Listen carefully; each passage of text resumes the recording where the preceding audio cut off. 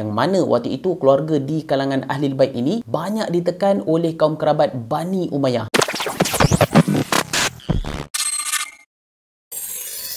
Assalamualaikum warahmatullahi taala wabarakatuh. Ketika mana ada di kalangan sahabat mula menasihati Saidina Osman bin Affan supaya meletakkan jawatan sebagai khalifah kerana sudah mula nampak kelemahan ketika itu, maka waktu itu Saidina Osman bin Affan berkata, "Kenapa aku kena menanggalkan pakaian yang telah dipakaikan Tuhan kepadaku?" Dengan kata-kata itu, maka di sinilah bermulalah pemberontakan yang akan berlaku dan tak dapat dibendung lagi di kalangan kaum muslimin ketika itu. Ketika itu juga ramai kaum muslimin mula meninggalkan Osman bin Affan sehinggakan semua sahabat yang dipercayai Osman juga turut meninggalkan Osman kecuali kerabat dan kaum keluarga Osman bin Affan di kalangan Bani Umayyah. Ketika itu juga ramai juga di kalangan sahabat yang dipecat dan susah bagi Osman untuk percaya orang bawahannya melainkan kerabat dan saudara maranya sendiri.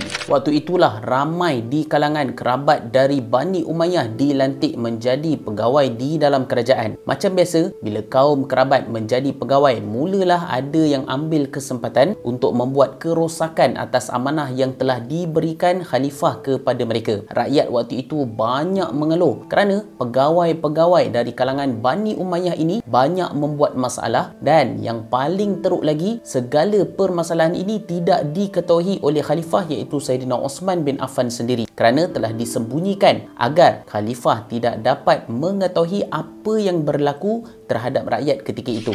Akibatnya Saidina Osman bin Affan mula percaya kepada kaum kerabatnya sendiri. Bagi Osman, segalanya berjalan dengan lancar sepanjang pemerintahan yang terbaru waktu itu. Hakikatnya, rakyat sangat terbeban akibat daripada kaum kerabat Umayyah yang mula mentadbir secara kuku besi dan mereka telah menjatuhkan hukuman yang berat kepada rakyat yang tak mahu terima atau mengikut arahan pemerintahan yang terbaru waktu itu. Bukan setakat itu saja, di kalangan kerabat Bani Umayyah juga telah membuat komplot politik supaya menjatuhkan mereka yang tak sekepala dengan pemerintahan mereka.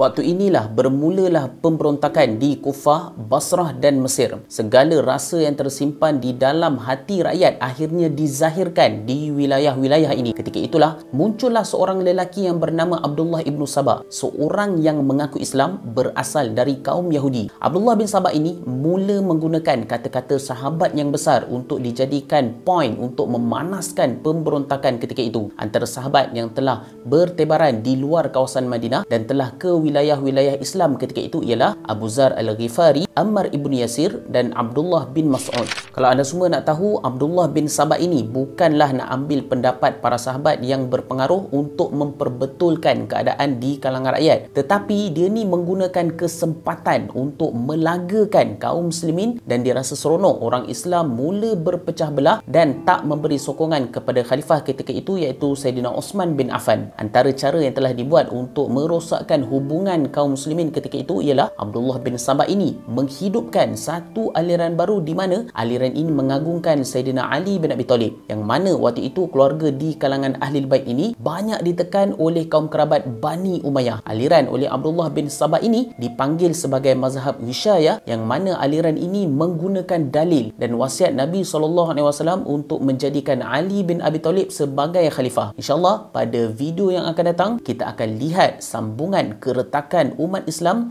di zaman Khalifah Uthman bin Affan.